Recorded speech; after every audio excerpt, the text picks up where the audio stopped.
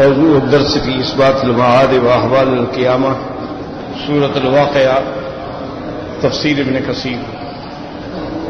الحمد للہ رب العالمین والصلاة والسلام علی اشرف الانبیاء وسید المرسلین سیدنا محمد وعلی آلہ واصحابہ اجمعین۔ اللهم صل على سيدنا محمد وعلى آل سيدنا محمد كما صليت على إبراهيم وعلى آل إبراهيم في العالمين إنك حميد مجيد۔ أعوذ بالله من الشيطان الرجيم، بسم الله الرحمن الرحيم۔ إذا وقعت الواقعة ليس لوقعتها كاذبة خافضة رافعة، إذا رجت الأرض رجا وبست الجبال بسا فكانت هباء منبثا، وكنتم أزواجا ثلاثة فأصحاب الميمنة ما أصحاب الميمنة، وأصحاب المشأمة ما أصحاب المشأمة، والسابقون السابقون أولئك المقربون في جنات النعيم۔ اللہ تبارک و تعالی نے کلام مقدس کی ان آیات مبارکہ میں سورۃ الواقعہ کا ارشاد فرمایا ہے۔ جیسا الحمدللہ ہم نے خلاصہ درس میں پڑھ لیا تھا کہ سورۃ الواقعہ جو ہے وہ مکی صورتوں میں ہے، لیکن 4 آیات ایسی ہیں جن کے بارے میں مفسرین فرماتے ہیں کہ وہ مدنیہ ہیں۔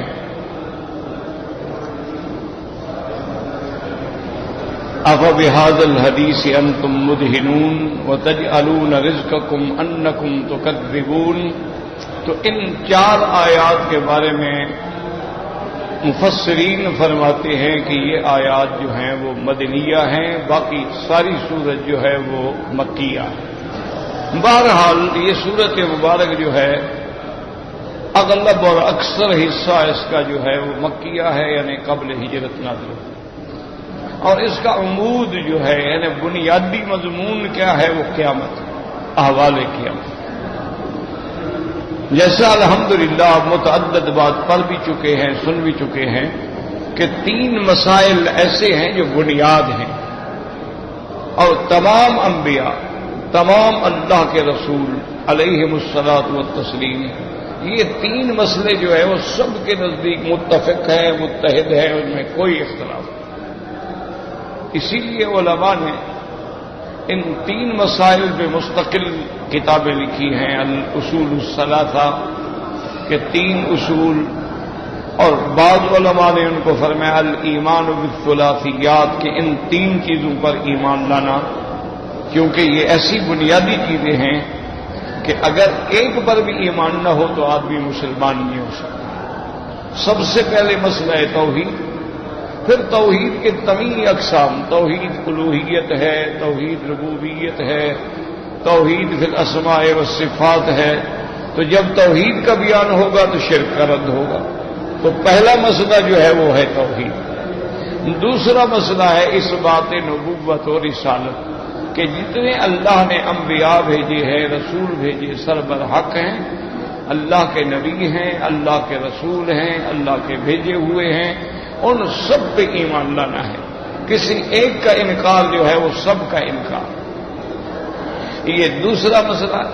اور تیسرا مسئلہ ہے اس بات معاد۔ اس بات معاد کا معنی یہ ہے کہ ہم نے مرنے کے بعد اٹھنا ہے،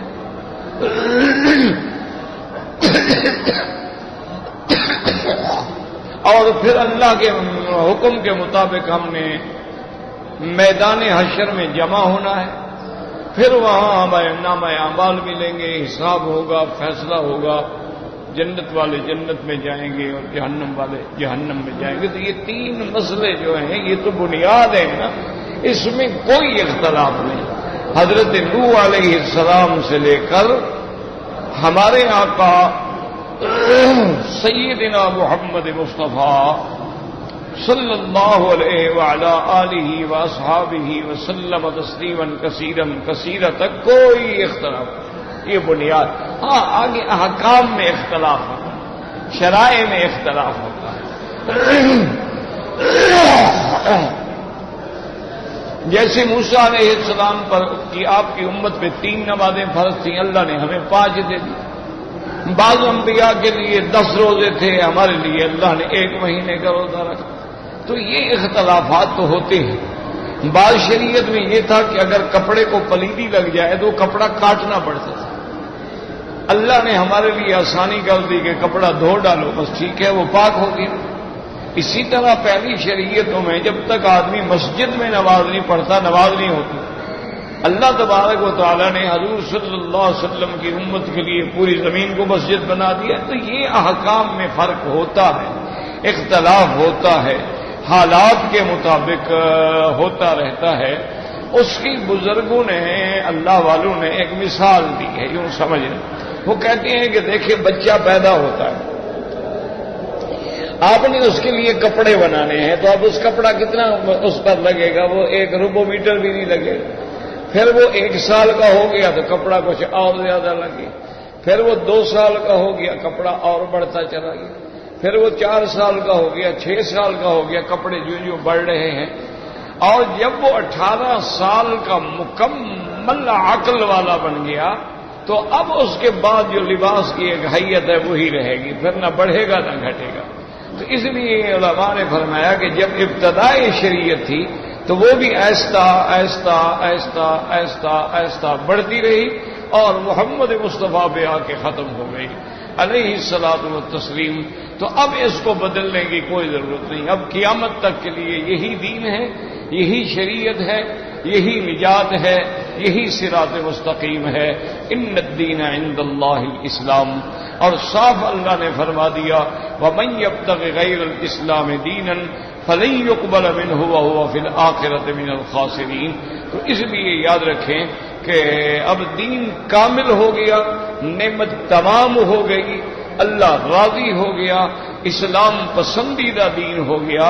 اب اس سے کوئی بھی نکلے گا تو وہ مسلمان نہیں ہوگا، وہ کافر ہوگا۔ یعنی آج اگر کوئی آدمی یہ دعویٰ کرے جیسے کہ یہودی کہتے ہیں، اسرائیلی کہتے ہیں، صہیونی کہتے ہیں کہ بھئی ہم تو دین موسیٰ علیہ السلام پہ ہیں اور موسیٰ علیہ السلام اللہ کا رسول ہے، اللہ کا کلیم ہے اور ہم کتاب تورات پہ عمل کرتے ہیں، تو یہ جھوٹ ہے، کیونکہ موسیٰ علیہ السلام نے خود خبر دی حضور کے آنے کی، اور اس کے بعد حضور نے واضح فرما دیا کہ لو کان موسیٰ حیا لما وسعہ الا اتباعی، کہ اگر آج موسیٰ علیہ السلام زندہ ہوتے تو وہ بھی میرے امتی بن کے رہتے۔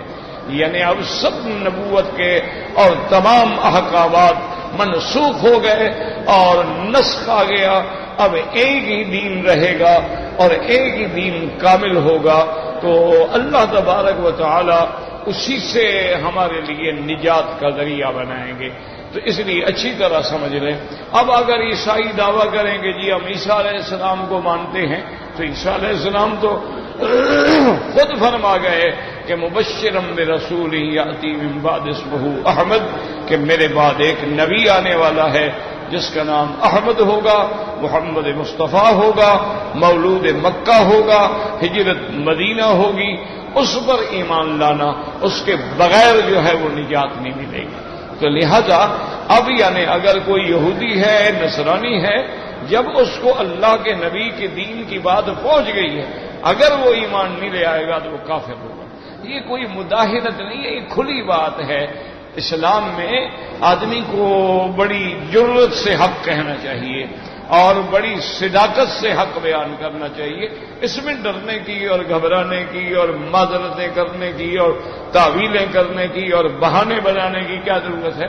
اب یہودی ہمیں مسلمان سمجھتے ہیں، وہ ہمیں کافر کہتے ہیں، اور یہودی تو یہ کہتے ہیں نعوذ باللہ کہ دنیا میں انسان ہی صرف ہم ہیں، باقی تو سب جانور ہیں۔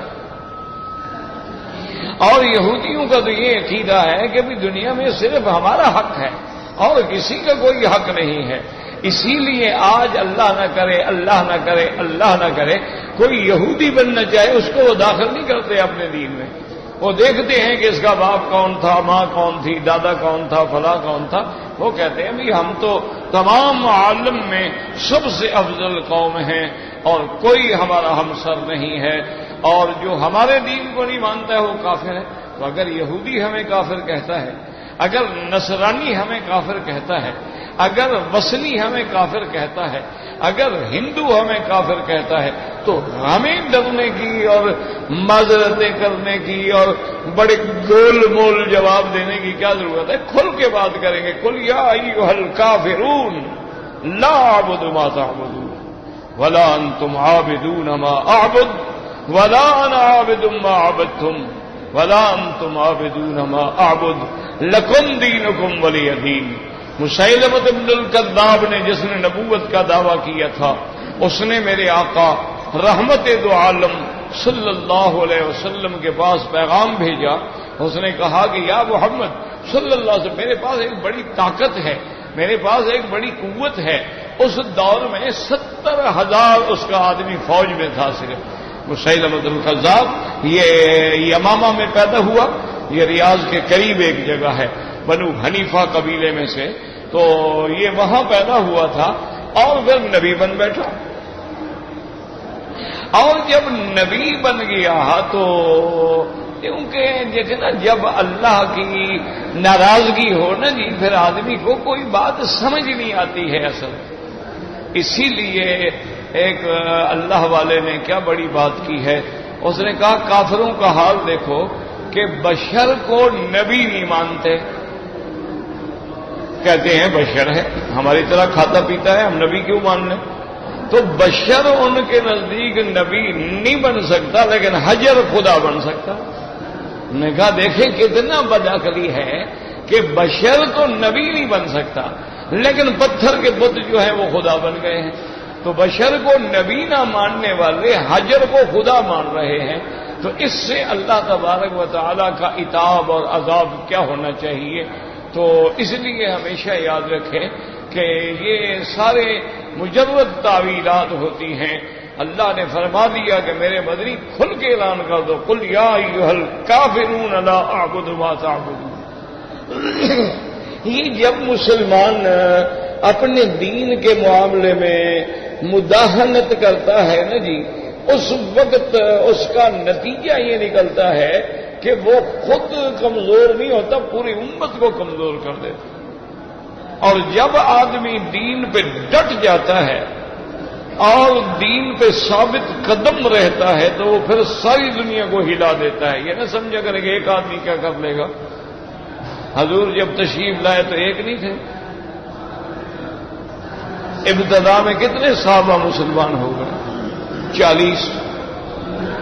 اور اس کے بعد 82 آدمی، 13 سال کی محنت میں 82 آدمی. تو اگر اندازہ کریں، لیکن ایک ایک آدمی جو تھا وہ امت تھی. وہ 82 آدمی ایسے نہیں، وہ آسمان کے ستارے تھے، وہ اسلام کا نمونہ تھے. 2 صحابہ سفیر بن کر، قاصد بن کے مسلمانوں کے خلیفے کا پیغام لے کے گئے ایک بادشاہ کے پاس. وہ بادشاہ جو ہے وہ روم کے تابع تھا. اس کی دربار میں جب پہنچے تو پہلے تو ان کی درباریوں نے دیکھ کے حیران ہوئے کہ یہ کون ہے؟ بوریوں کی سلوار ہے، بوریوں کا قمیص ہے، رسیوں کے ادار بند ڈالے ہوئے ہیں، اور جو تلوار ہے اس پہ پھٹیچر سے کپڑے لپیٹے ہوئے ہیں. میں نے کہا یہ کون لوگ ہیں؟ یہ اس مسلمانوں کے سفیر ہیں. لیکن بہرحال نے کہا ٹھیک ہے. اب جناب وہ دھڑلے سے جا رہے ہیں، بادشاہ کا دربار لگا ہوا ہے اور قالینیں بچھی ہوئی ہیں، بادشاہ تخت پہ بیٹھا ہے، لوگ سارے سامنے سر نگوں کھڑے ہیں، اور جو بھی آتا ہے وہ پہلے سجدہ کرتا ہے، پھر کھڑا ہوتا ہے، پھر گردن جھکا کے ہاتھ باندھتا ہے، سیدھے ہی جائے گا. السلام علی من اتبع الہدی. بادشاہ نے کہا کون ہو تم؟ اور نے کہا ہم مسلمان ہیں، ہمیں ہمارے بادشاہ نے بھیجا، ہمارے خلیفہ نے بھیجا تمہارے پاس۔ اس نے کہا پتہ نہیں یہ کوئی کارٹون ہے، جوکر ہیں، مذاق کر رہے ہیں، کیا ہے؟ انہوں نے کہا اچھا کیا کہتا ہے ابھی تمہارا بادشاہ؟ انہوں نے کہا بڑی سیدھی سادی بات ہے، اسلم تسلم، اسلام لے آؤ بچ جاؤ گے، اگر اسلام نہیں لے آتے ہو تو ہمارے باج گزار بن جاؤ، ہمارے تابع بن جاؤ، ہمیں جزیہ ادا کرو، ہم تمہاری حفاظت کریں گے، اور اگر یہ دونوں باتیں نہ مانو تو پھر میدان میں آؤ، تلوار فیصلہ کرے گی، جو کامیاب ہوگا فاتح بن جائے گا، جو شکست کھائے گا مفتو ہو جائے گا۔ بادشاہ سن رہا ہے اور حیران ہو رہا ہے کہ کیا کہہ رہے ہیں۔ بادشاہ نے حکم دیا اپنے غلاموں کو کہ ایک ٹوکرے میں مٹی لے آؤ، وہ لے آئے۔ تو بادشاہ نے کہا ان کو یہ ٹوکرا دے دو، اور یہ دیکھو یہ تمہارا بادشاہ کا جو پیغام ہے نا میں نے پھاڑ دیا ہے، اور ہمارا جواب یہ ہے یہ لے جاؤ، یعنی تمہارے منہ میں مٹی ہے، کرو مقابلہ ہمارا۔ انہوں نے جناب وہ مٹی کا ٹوکرا لیا، سر پہ رکھا اور کھڑے ہو گئے، الحمدللہ الحمدللہ الحمدللہ۔ بادشاہ نے کہا ان کو کیا ہو گیا؟ انہوں نے کہا بے وقوفو کیا ہو گیا تم کو؟ انہوں نے کہا ہم اللہ کا شکر ادا کر رہے ہیں۔ انہوں نے کس بات کا شکر کرے؟ انہوں نے کہا حکومت مٹی پہ کی جاتی ہے، تم نے اپنے ملک کی مٹی اپنے ہاتھوں سے ہمیں دے دی ہے، انتظار کرو کل ہماری فوجیں آ رہی ہیں، دوسرے دن حملہ کیا فتح کر لیا۔ تو یہ جو ہے نا جی میں کرنا کافروں کے آگے، وہ جی جہاد یوں ہوتا ہے اور یوں نہیں ہوتا ہے، اور قتال یوں ہوتا ہے اور نہیں ہوتا ہے، اور یہ کمزوریاں اور کیا ہے؟ اللہ کے قرآن کو بدل ڈالو گے؟ یعنی مجھے دربن میں ایک ہندو لڑکے نے پوچھا تھا ایک دفعہ، کہنے لگا جی مسلمانوں کا مذہب میں یہ لکھا ہوا ہے کافروں کو قتل کر دو اور کافروں کو قتل کر دو، اور یہ بھی لکھا ہوا ہے کہ ایک وقت آئے گا کہ کسی یہودی کو پناہ نہیں ملے گی، وہ کسی پتھر کے پیچھے چھپے گا تو پتھر پکارے گا یا مومن یا مسلم تعال ورائی یہودی، آؤ میرے پیچھے یہودی چھپا ہوا اس کو قتل کرو۔ یہ کیا ہے؟ انہوں نے کہا تم نے یہ پتہ کیا ہے کہ یہ کب ہوگا؟ انہوں نے کہا مجھے نہیں پتا۔ انہوں نے کہا جب عیسیٰ علیہ السلام نازل ہوں گے تو پوری دنیا میں اسلام کا غلبہ ہوگا، دجال مٹ جائے گا، صلیب کو توڑ دیا جائے گا، اور کسی یہودی کو پناہ نہیں ملے گی۔ تو میں نے کہا یہ تو عیسیٰ علیہ السلام جب آئیں گے تو وہ جناب یہ حکم دیں گے، تو عیسیٰ علیہ السلام کی برائی بیان کرو، ہمارے پیغمبر کی برائی کیوں کرتے ہو؟ یہ عقل کرو۔ تو یہ تو عیسیٰ علیہ السلام کریں گے۔ اس لیے اس میں جب دین میں مداہنت آ جاتی ہے نا، پھر دین کی بات کبھی اثر ہی نہیں کرتی۔ اب دیکھو نا جی کہ مثلا ایک جماعت ہے جو قبروں پہ سجدہ کرتی ہے، باقاعدہ قبروں پہ چادریں چڑھاتی ہے، پھول چڑھاتی ہے، طواف کرتی ہے، ہاتھ باندھ کے کھڑی ہوتی ہے، الٹے پاؤں چلتی ہے، ان کو باقاعدہ نام لے کے مانگتی ہے ان سے۔ تو اب بھی آپ مسئلے پوچھتے رہیں، او جی محبت میں ایسا کر رہے ہیں، وہ تو خدا کو مانتے ہیں، بس ان کو وسیلہ بنا رہے ہیں۔ اس میں وسیلہ کہاں ہے؟ وہ تو کہتے ہیں یا شیخ عبد القادر جیلانی شیئا للہ، عبد القادر جیلانی اللہ کے لیے مجھے دو۔ اس میں کون سا واسطہ وسیلہ ہے بھائی؟ وہ تو سیدھا عبد القادر جیلانی سے مانگ رہا ہے۔ وہ تو کہتا ہے مدد کن یا معین الدین چشتی، بغیر دابے بلا افتاد کشتی، کہ میری کشتی سمندر کے طوفان میں آپ پھنسی ہے، مدد کرو معین الدین، میری کشتی کو نکالو۔ وہ تو اس سے براہ راست مانگ رہا ہے۔ تو اس لیے جب آپ اللہ کے قرآن کو پڑھیں گے وَمَن أَضَلُّ مِمَّن يَدْعُو مِن دُونِ اللَّهِ، ان سے بڑا گمراہ کون ہے جو اللہ کے سوا کسی غیر کو پکارے، اللہ کے سوا کسی غیر سے مانگے، اللہ کے سوا کسی غیر کی نظر نیاز دے۔ اب دیکھیں سیدنا ابراہیم کیا فرماتے ہیں؟ آپ فرماتے ہیں الذی خلقنی فہو یہدین، وہ رب جس نے مجھے پیدا کیا وہی مجھے راستہ دکھائیں گے۔ اور حضرت ابراہیم علیہ السلام کتنی کھل کے بات کریں، وَالَّذِي يُطْعِمُنِي وَيَسْقِينِ، مجھے کھلاتے بھی وہ ہیں مجھے پلاتے بھی وہ ہیں، وَإِذَا مَرِضْتُ فَهُوَ يَشْفِينِ، اور جب میں بیمار ہوتا ہوں تو شفا بھی وہ دیتے ہیں، اور ثُمَّ يُمِيتُنِي ثُمَّ يُحْيِينِ، پھر مجھے موت دیں گے، موت کے بعد مجھے اٹھائیں گے، اور اسی پہ مجھے امید ہے کہ میرے اوپر رحم فرمائیں گے اور مغفرت فرمائیں گے۔ یعنی ہر چیز دینے والا کون ہے؟ کھل کے بات کرو۔ اسی لیے ابراہیم نے اذ قال ابراہیم لأبیہ وقومہ ما تعبدون، کھل کے بات کرو۔ جب سے تم نے یہ گول مول کسے کیے ہوئے نا کہ شوگر کوٹڈ گولیاں بنائی ہوئی ہیں، اور میٹھی میٹھی بات کرو جی، کڑوی بات نہ کرو جی، سب کو ملا کے چلو جی، سب کو بنا کے، وہ سب کو ملا کے تو لوگ پیغمبروں کے ساتھ نہیں چلے، تمہارے ساتھ کہاں چلیں گے؟ حضور پاک کے ساتھ سارے مکے والے چل پڑے۔ تو اب جناب دیکھیں کچھ کھلی سی بات ہے کہ اذ قال ابراہیم، اپنے ابا سے بھی اپنی قوم سے بھی کہ یہ کیا تم عبادت کر رہے ہو؟ هل يسمعونكم اذ تدعون، جب تم ان کو پکارتے ہو کیا تمہاری پکار سنتے ہیں، تمہیں جواب دیتے ہیں؟ او ينفعونكم او يضرون، یہ تمہیں کوئی نفع دیتے ہیں، تمہیں کوئی نقصان دیتے ہیں؟ اب کیا جواب دیا قوم نے کہ نہیں دیتے ہیں؟ نہیں، بل وجدنا آباءنا كذلك يفعلون، انہوں نے کہا ابراہیم علیہ السلام یہ کرتے تو کچھ نہیں، نہ تو یہ نفع دیتے ہیں، کیوں یہ جواب؟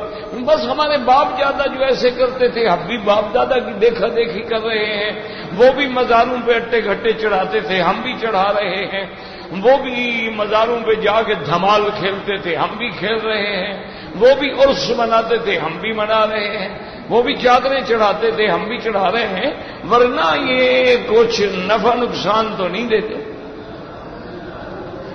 اب جناب دیکھیں ابراہیم علیہ السلام کیا کہتے ہیں، فرمایا یاد رکھو تم بھی اور تمہارے باپ بھی گمراہی میں پڑے ہوئے ہو۔ کس کو پکار رہے ہو ظالمو؟ اپنے ہاتھوں سے بنائے ہوئے خدا بن گئے۔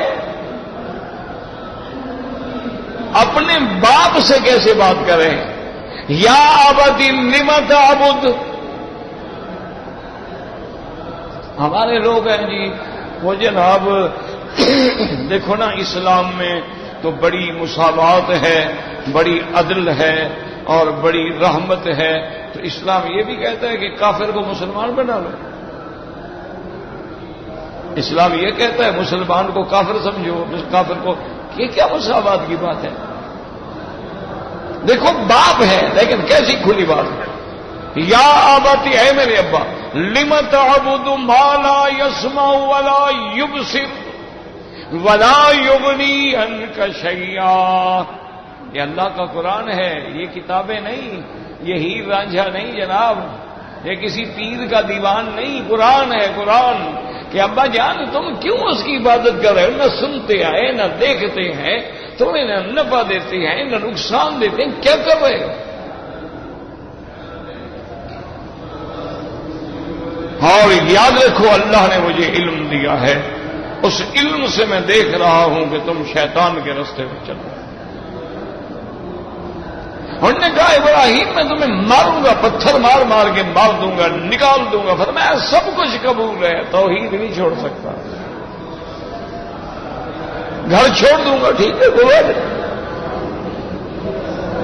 اور کہا بجان جب تک میری زندگی ہے میں تمہارے لیے بخشش بھی مانگوں گا، لیکن جب آزر مر گئے اللہ نے فرمایا ابراہیم اب نہ مانگنا، بس جو کفر پہ مر گیا وہ جہنم میں جائے گا کوئی بھی ہو۔ تو کھلی بات کرو، صاف بات کرو۔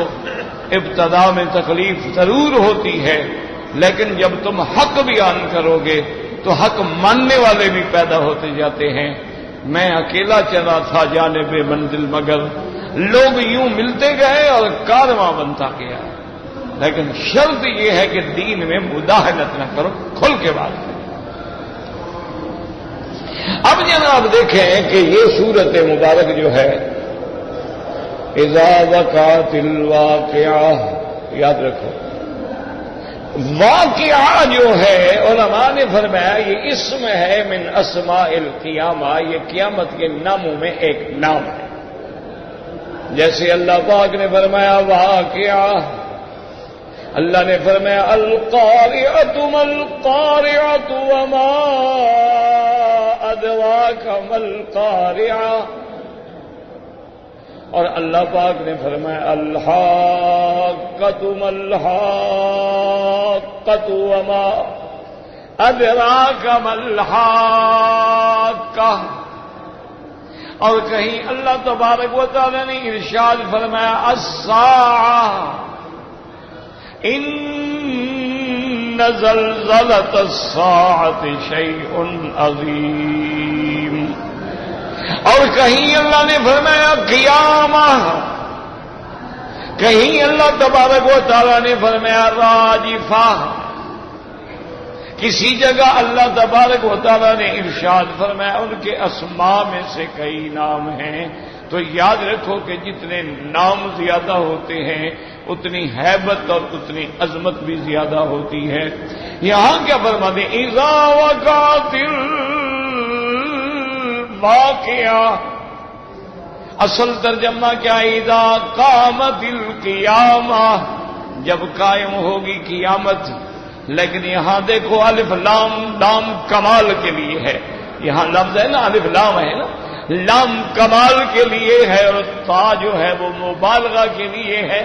اذا وقعت الواقعہ، الواقعہ لام کمال کے لیے ہے، اور تا جو ہے وہ مبالغے کے لیے ہے، اس لیے ورنہ یہ بھی ہو سکتا تھا نا واقعۃ، نہیں فرمایا الواقعہ اذا وقعت الواقعہ۔ یاد رکھو واقعہ مانا ہونے والی، جو جس کوئی تکذیب نہیں کر سکتا ہے، کوئی ٹال نہیں سکتا۔ تو اس کو کہتی ہیں کہ یہ کلام جو ہے اس میں یاد رکھیں کہ یہ مجاز ہے، اصل میں تو قیامت ہوگی نا، تو قیامت ہونا، اور یہاں قرآن کہتا ہے واقع ہوگی، تو واقع تو قیامت ہوگی نا، لیکن اسی کا نام رکھ دیا گیا الواقعہ۔ کیوں؟ جیسے کہ کہتے ہیں کہ نہارہ صائم ولیلہ قائم، کہ اس کے دن روزے میں اور راتیں قیام میں۔ اب دن تو روزہ نہیں رکھتے نا، روزہ تو وہ بندہ دن میں رکھے گا نا، رات کو تہجد تو وہ بندہ پڑھے گا، یہ تھوڑا کہ رات کھڑی رہے گی۔ تو معنی یہ ہوتا ہے کہ جب مبالغہ کیا جاتا ہے تو کہتے ہیں نہارہ صائم ولیلہ قائم، یا کہہ دیتے ہیں زید عدل۔ اب زید عدل تو نہیں ہوتا نا، عدل کرنے والا ہوتا ہے، لیکن کثرت عدل سے اس کو بطور مبالغہ کہہ دیا جاتا ہے کہ زید گویا خود عدل ہے۔ زید جود، اب زید جود تھوڑا ہوتا ہے، جواد ہوتا ہے، لیکن سخاوت کی بنا پہ مبالغے میں کہہ دیتے ہیں کہ زید جود۔ تو یہاں بھی چونکہ قیامت نے ہر حال میں ہونا ہے، لہذا اس کا نام ہی واقعہ رکھ دیا گیا، ورنہ اصل تو وہ قیامت ہے نا۔ اس لیے مفسرین جب ترجمہ کریں گے تو وہ کہیں گے اذا قامت القیامت، جب قیامت قائم ہوگی۔ لیکن اللہ نے فرمایا اذا وقعت الواقعۃ، جیسے دوسری صورت میں سأل سائل بعذاب ربک، اللہ کے بندہ پوچھ رہا ہے کب ہوگا؟ فرمایا واقع، اللہ کا عذاب ہر حال میں ہوگا، عذاب رب واقع. تو یہاں بھی لفظ ہے واقعہ. اچھا اب حرف آ گیا اذا کا. یاد رکھو میں نے آپ کو بتایا تھا کہ کبھی اذا ظرف کے لیے ہوتا ہے اور کبھی اذا شرطیہ ہوتا ہے اور کبھی اذا مفاجعہ کے لیے ہوتا ہے. تو اذا جو ہے ظرفیہ، تو بعض علماء فرماتے ہیں کہ یہاں خالص ظرفیت کے لیے ہے کہ اذا وقعت الواقعہ، جس زمانے میں جس وقت میں وہ قیامت قائم ہوگی. وہ کہتے ہیں کہ یہ اذا جو ہے خالص ظرفیت کے لیے ہے کہ اذا وقعت الواقعات، اور جیسے اذا سالک عبادی انی فانی قریب اجیب دعوت الداع اذا دعان. وہاں بھی ظرف کے لیے ہے، ظرف زمان کے لیے ہے. اللہ فرماتے ہیں میرا بندہ جس وقت جس گھڑی جس جگہ جہاں چاہو مجھے پکارو، میں تیرے قریب ہوں، پکار سننے والا. میرے لیے سیڑھیاں لگانے کی ضرورت نہیں ہے، میرے لیے کسی وزیر مشیر کی سفارش کی ضرورت نہیں ہے، مجھے تم براہ راست پکارو. جب تم پکارتے ہو تو اللہ تبارک و تعالیٰ فرماتے ہیں کہو میرے بندے کیا کہتے ہو. تو اس لیے یہاں بھی فرمایا کہ اذا جو ہے ظرفیت کے لیے ہے. اچھا بعض علماء کا ایک اور قول بھی ہے، وہ کہتے ہیں کہ اذا شرطیہ ہے، شرطیہ ہے. تو شرطیہ اگر مانیں گے تو پھر اس کے لیے لازمی بات ہے کہ جزا ہوگی. یاد رکھو جہاں شرط ہوگی وہاں جزا ہوگی، یہ ہمیشہ یاد رکھ لیں. تو اب اگر اس کو ہم نے شرطیہ مان لیا تو جزا کیا ہوگی؟ وہ فرماتے ہیں جزا مقدر ہے. اذا وقعت الواقعۃ فرأیت کذا وکذا، کہ جب قیامت قائم ہوگی تو میرے بندے پہ تو دیکھے گا مختلف چیزیں دیکھنے والی. تو وہ کہتے ہیں کہ اذا شرطیہ ہے اور جزا جو ہے یہاں مقدر ہے، محذوف ہے، یعنی فرأیت کذا وکذا من الاحوال. اذا وقعت الواقعہ لیس لوقعتها کاذبۃ. یاد رکھو یہ نفخہ ثانی کے بعد ہے. نفخات کتنے ہوں گے؟ 2 نفخے ہوں گے.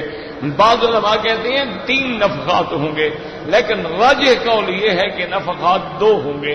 جیسے اللہ فرماتے ہیں وَنُفِخَ فِي الصُّورِ فَصَعِقَ مَن فِي السَّمَاوَاتِ وَمَن فِي الْأَرْضِ إِلَّا مَن شَاءَ اللَّهُ ثُمَّ نُفِخَ فِيهِ أُخْرَىٰ فَإِذَا هُمْ قِيَامٌ يَنظُرُونَ. اللہ فرماتے ہیں جب سور پھونکا جائے گا سب دنیا ختم ہو جائے گی، اور اس کے بعد پھر جب ہم دوبارہ سور پھونکیں گے تو سب کھڑے ہو جائیں گے. یاد رکھو یہ سور جو ہے یہ حقیقتاً ہے، یعنی یہ کوئی تشبیہ نہیں ہے. باقاعدہ حدیث مبارک میں آتا ہے کہ یہ سور جو ہے ایسے ہے جیسے قرن ہوتا ہے، سینگ ہوتا ہے، اور اس میں اسکاب ہیں، سوراخ ہیں.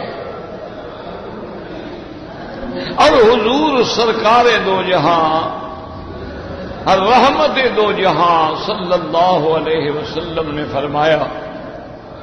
ایک دفعہ صحابہ نے عرض کیا کہ یا رسول اللہ اب اللہ نے ہمیں مال دیا ہے، ملک فتح ہو گئے ہیں، دنیا کے بادشاہ آتے ہیں، وفد آتے ہیں، اور آپ کے کپڑے مبارک پرانے ہوتے ہیں، ہمارا دل کرتا ہے کہ آپ کے لیے ایک جوڑا تو اچھا بنا ہوا ہو کہ جب کوئی بادشاہ آئے یا ملنے والا آئے یا کوئی وفد آئے تو آپ اچھے لباس پہنیں. حضور صلی اللہ علیہ وسلم نے فرمایا اپنے صحابہ سے کیا ہے میرے صحابہ کیا کہہ رہے ہو؟ اللہ تعالی کے حکم سے فرشتے نے واضع فاہ رافع بصرہ الی السماء متی یؤمر ینفخ. اللہ کے فرشتے نے اس سور پہ منہ رکھا ہوا ہے اور آنکھیں اوپر اٹھی ہوئی ہیں، انتظار کر رہا ہے کہ کب حکم ہو تو میں پھونکوں. تو قیامت قائم ہو جائے گی، ہمیں لباس کی کیا ضرورت ہے؟ ہمارے لیے لباس کی کیا ضرورت ہے؟ تو اللہ جانے ہمیں مہلت ملتی بھی ہے لباس پہننے کی کہ نہیں پہننے کی، چھوڑو جو ہے وہ ٹھیک ہے۔ اسی لیے سیدنا ابی بکر الصدیق رضی اللہ تعالی عنہ خلیفۃ رسول اللہ بلا فصل بالتحقیق وزیر النبی المصطفیٰ صاحب الغار والبزار رضی اللہ عنہ، جب موت کا وقت آیا تو آپ نے وصیت کی کہ میری جو مستعمل پرانی چادریں ہیں اسی میں مجھے دفن دے دے، اسی میں کفن پہنا دے۔ تو ساتھیوں نے بھی، گھر والوں نے بھی کہا کہ الحمدللہ اللہ نے سب کچھ دیا ہے تو کفن کے لیے ہم نئی چادریں کیوں نہ استعمال کریں۔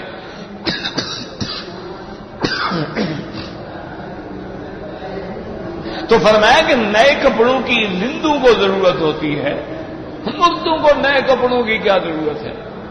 اصل تو ہے اللہ راضی ہے تو پھر آگے جنت ہے، اور اللہ نعوذ باللہ اگر ناراض ہے تو آپ ریشمی کفن پہنائیں اور تابوت بنوائیں اور سنگ مرمر لگوائیں۔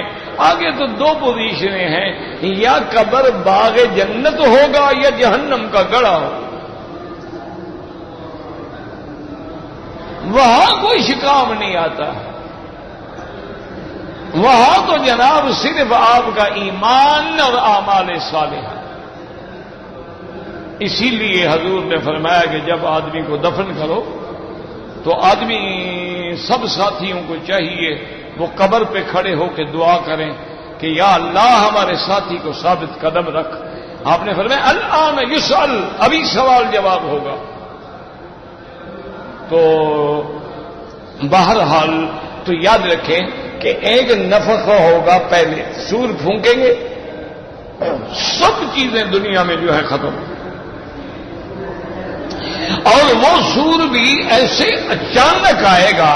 اب آپ نے دیکھا نہیں، لوگ سوئے ہوئے ہیں، زلزلہ آ گیا، یعنی آپ حیران ہوں گے کہ 40 سیکنڈ سے لے کر زیادہ سے زیادہ کسی جگہ وہ 1.5 منٹ رہا، لیکن 40 سیکنڈ 1.5 منٹ کے اندر پوری دنیا کو ہلا ڈالا۔ تو آپ اندازہ کریں کہ جب قیامت ہوگی تو اس وقت کیا حال ہوگا۔ یہ تو غافل ہے نا جی، اس وقت آیا جھٹکا بلڈنگ، لوگ باہر نکل آئے، لا الہ الا اللہ لا الہ الا اللہ استغفار پڑھیں، ڈریں۔ جب 2 دن گزر جائیں گے سب بھول جائیں، بات ہی ختم۔ زلزلہ ہے، لوگ اتنی سردی میں بغیر کپڑوں کے چھوٹے چھوٹے بچوں کو سینے سے لگا کے سڑکوں پہ کھڑے ہیں، اور ٹی وی پہ ڈرامے آ رہے ہیں، گانے آ رہے ہیں، اڑیاں عورتیں آ رہی ہیں، بال کھلے ہوئے ہیں جناب، اور روزانہ نیا فیشن پہن کے بیٹھی ہیں۔ تم اللہ کے عذاب کو چیلنج کر رہے ہو، اور کم سے کم جب عذاب کی گھڑی ہے اس وقت تو ڈر جاؤ، تھوڑا سا تو ڈر جاؤ، تھوڑا سا تو شرم کر لو نا۔ بالکل یعنی کوئی فرق نہیں آیا، کہیں ڈرامہ ہے، کہیں گانا ہے، کہیں ناچ ہے، کہیں کوئی اشتہار ہے، کہیں کچھ ہے، اسی طرح جناب عورتوں کو دکھایا جا رہا ہے، کوئی ذرہ برابر اس میں تبدیلی نہیں آئی کہ بھی تمام چینل پہ قرآن کی تلاوت لگا دو، تمام چینل پہ احادیث رسول اللہ صلی اللہ علیہ وسلم جو قیامت کے بارے میں ہے ان کی سی ڈی لگا دو، کوئی مشکل نہیں۔ تمام چینل پہ علماء نے جو قیامت کے بارے میں کتابیں لکھی ہیں، کسی ایک بندے کو بٹھا دے وہ واقعات پڑھنے شروع کر دیں، ادھر سوچ ہی نہیں۔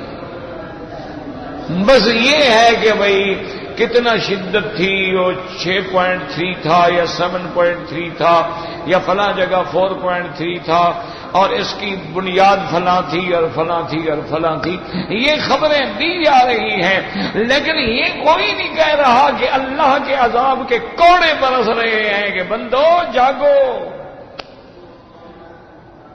بیدار ہو جاؤ، اب بھی وقت ہے مجھے منا لو، اب بھی وقت ہے کہ میرے دروازے پہ گر جاؤ اور گڑ گڑا کے مجھ سے مانگ لو، اب بھی آ جاؤ دروازے پہ تو اللہ اپنی رحمت فرما دیں گے۔ اس کی طرف کوئی خیال ہی نہیں، وہ کہتے ہیں جی ہوتا رہتا ہے، ہر ملک میں آتے رہتے ہیں۔ چلو ہر ملک میں جو آتے رہتے ہیں تم لے آتے ہو کہ خدا لے آتا ہے؟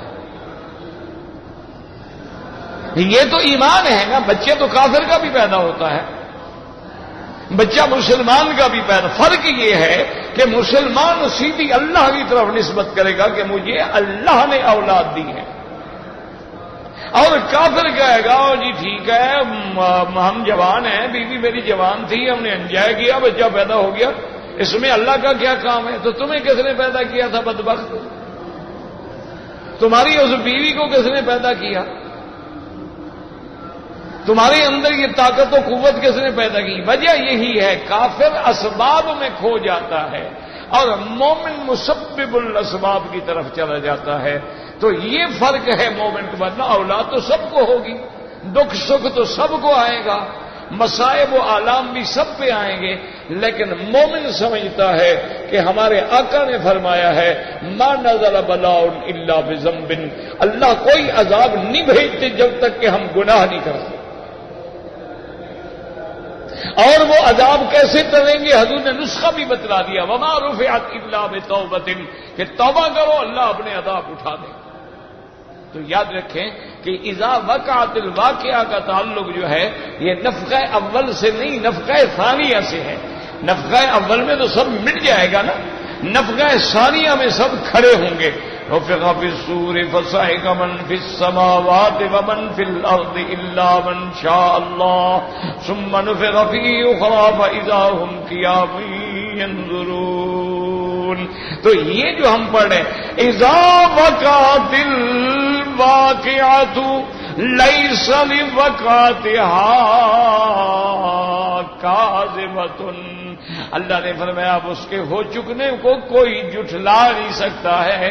دنیا میں تو کہہ دیتے تھے میاں کہاں ہے قیامت، کہاں ہے جنت، کہاں ہے دوزخ، لیکن اب جب قیامت ہو گئی، اب جب جنت جہنم سامنے آ گئی، ہر چیز آنکھوں کے سامنے ہوگی، تو اللہ کے حکم سے فرشتے کہیں گے اے کافرو ہذہ جہنم التی کنتم بہا تکذبون، دیکھ لو یہ ہے وہ جہنم جس کو تم نہیں مانتے تھے۔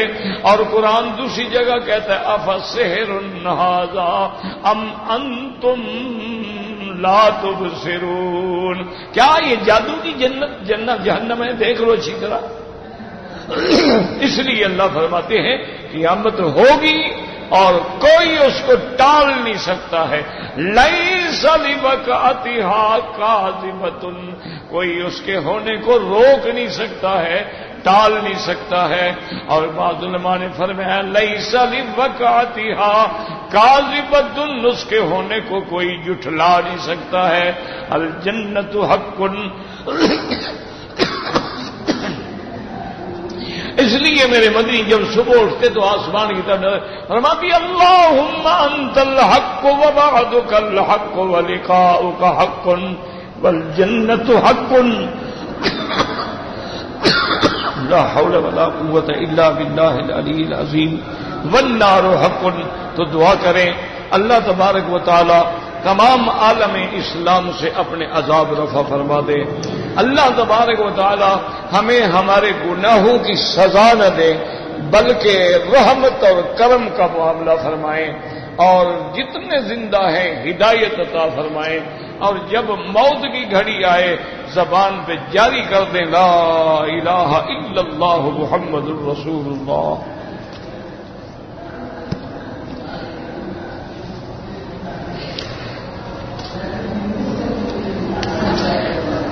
کہتے ہیں جی کہ اگر ایک بچے کے پیدا ہونے کو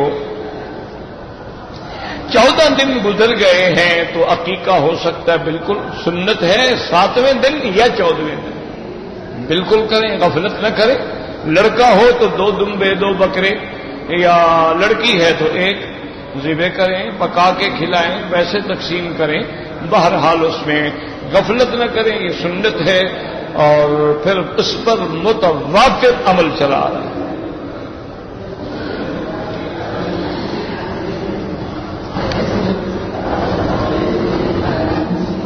کہتے ہیں جی کہ اگر ایک آدمی نے اپنی بیوی سے جماع کیا یا رات کو سویا ہوا تھا، اس کو احتلام ہو گیا، تو جو کپڑے پہنے ہوئے ہیں وہ سارے پلید ہو جائیں گے؟ بالکل نہیں، کوئی بھی پلید نہیں ہوگا. جہاں تک وہ جس جگہ پر منی لگی ہے اسی کو دھونا، باقی کپڑے تو پلید نہیں ہوتے. باقی کپڑے جو ہے نہ ان کو دھونے کی ضرورت ہے اور نہ ان کو صفائی کی ضرورت ہے. جس جگہ صحیح حدیث میں آتا ہے، بی بی عائشہ صدیقہ رضی اللہ تعالی عنہا نے فرمایا، کنت اغسل منیا من ثوب رسول اللہ صلی اللہ علیہ وسلم، کہ میں نے حضور صلی اللہ علیہ وسلم کے کپڑے پہ اثر ہوتا تو میں نے اس کو دھویا ہے. ویسے بہرحال اس منی کے مسئلے میں بھی علماء میں بڑا اختلاف ہے، لیکن جمہور کی رائے یہی ہے کہ اس کو ہر حال میں دھویا جائے.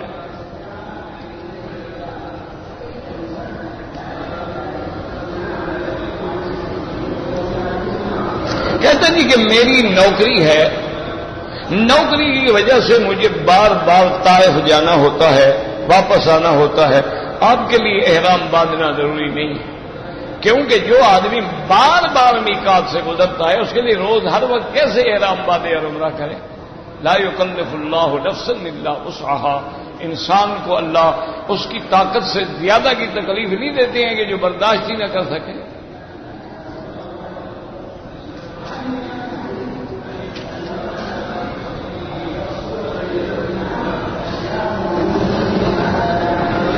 کہتے ہیں جی کہ اگر کوئی شخص دم کا گوشت پکا کر یا صدقے کا گوشت پکا کر کسی دوست کو کھلائے تو اس کو کھانا جائز ہے یا نہیں؟ پہلی بات تو یہ یاد رکھو کہ دم ہو یا صدقہ ہو، اس کا گوشت ہمیں غریبوں کو دینا چاہیے، مسکینوں کو دینا چاہیے.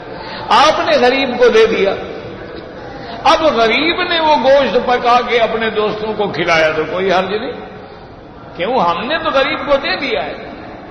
اب آگے وہ غریب اپنے منشے سے اپنے دوستوں کو کھلا رہا ہے. جیسے کہ صحیح حدیث مبارک میں ہے، ایک دفعہ حضور صلی اللہ علیہ وسلم اپنی ایک اہلیہ کے گھر میں تشریف لائے اور وہاں دیکھا کہ گوشت پک رہا تھا، لیکن جب حضور کے سامنے کھانا رکھا گیا تو گوشت نہیں لائے، سادہ روٹی رکھ دی اور جو کچھ موجود تھا. تو حضور نے فرمایا بھی میں نے تو دیکھا تمہارے گھر میں گوشت پک رہا ہے تو مجھے گوشت کیوں نہیں کھلایا؟ انہوں نے کہا یا رسول اللہ یہ صدقۃ، وہ گوشت صدقے کا تھا اور آپ تو صدقہ کھاتے نہیں، آپ تو صدقہ قبول نہیں فرماتے ہیں. تو آپ نے بیوی سے فرمایا عجیب بات ہے، لا کے صدقہ تم والی ہدیہ، تم صدقہ تمہارے لیے تھا، تم تو مجھے ہدیہ کرو گی نا، تم تو مجھے صدقہ نہیں کر رہی ہو نا.